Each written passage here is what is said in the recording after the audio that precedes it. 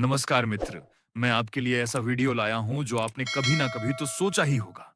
क्या भगवान ने जीवों को खाने के लिए बनाया है?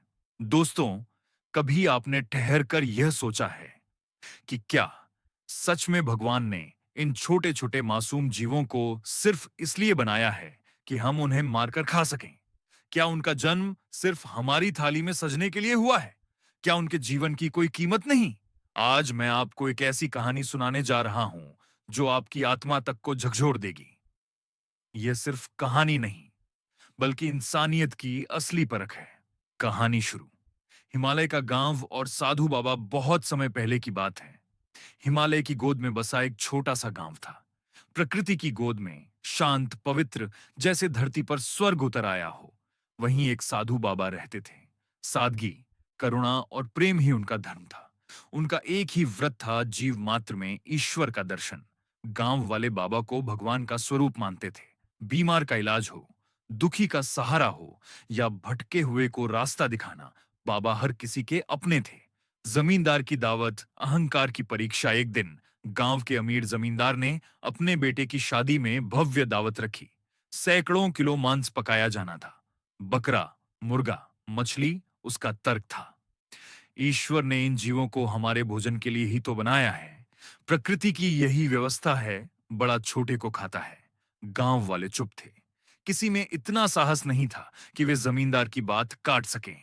मगर उसी सभा में बैठा था एक 10 साल का बालक, नन्हा सा, मगर उसकी आंखों में अद्भुत चमक थी। सच की चमक।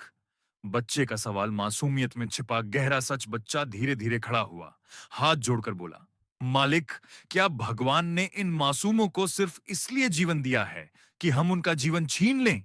क्या उनकी सांसें, उनका दर्द, उनकी मां की ममता सब बेकार हैं? सभा में एक सन्नाटा पसर गया। जमींदार ने हंसते हुए कहा, बच्चे, ये तो भोजन के लिए हैं।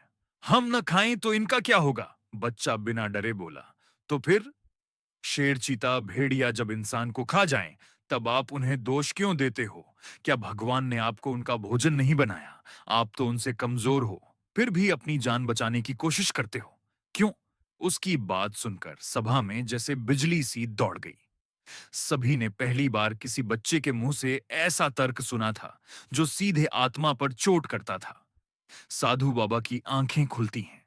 करुणा का पाठ। उसी समय साधु बाबा ने भी अपनी आंखें खोली। वे बोले, बेटा, तुमने आज सत्य का आईना दिखा दिया। मनुष्य अगर खुद को सबसे बुद्धिमान मानता है, तो उसका धर्म है कि वह सबसे बड़ा करुणावान भी बने। अगर हम सिर्फ अपनी शक्ति के घमंड में निर्बल पर अत्याचार करेंगे, तो यह अधर्म कहलाएगा, धर्म नहीं।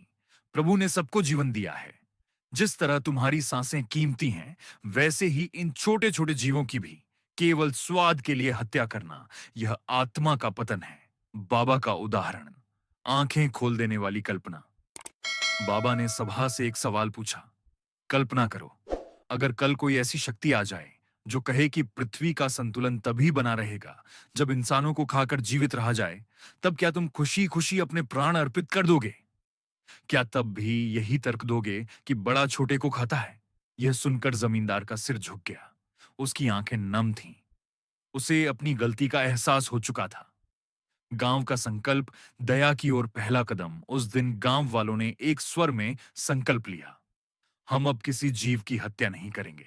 हमारा भोजन वही होगा जिसमें किसी प्राणी का जीवन न छीना जाए। दया ही हमारा धर्म है। दोस्तों, सोचिए, स्वाद कुछ पल का सुख है, मगर पाप का बोझ जन्म जन्मांतर तक पीछा करता है। दूसरों की पीड़ा को समझना ही सच्चा मानव धर्म है। हमें भगवान ने बुद्धि दी है, पर वह बुद्धि हिंसा के लिए नहीं, करुणा के लिए है। अगर हम जीवों की पीड़ा महसूस नहीं कर सकते, तो हमारी इंसानियत अधूरी है। वीडियो का समापन। दर्शकों के लिए अपील, अगर इस कहानी ने आपके दिल को छुआ है, तो इसे सिर्फ सुनिए मत समझिए, महसूस कीजिए और आगे भी दूसरों को बताइए। क्योंकि दया, करुणा और अहिंसा, यही असली धर्म है। आपके एक छोटे से संकल्प से कई जिंदगियां बच सकती हैं। तो क्या आप भी आज से यह संकल्प लेता हूं? अगर इस कहानी ने आपके दिल को छुआ है, तो इसे सिर्फ सुनिए मत समझिए, महसूस कीजिए और आगे भी लोगों को बताइए।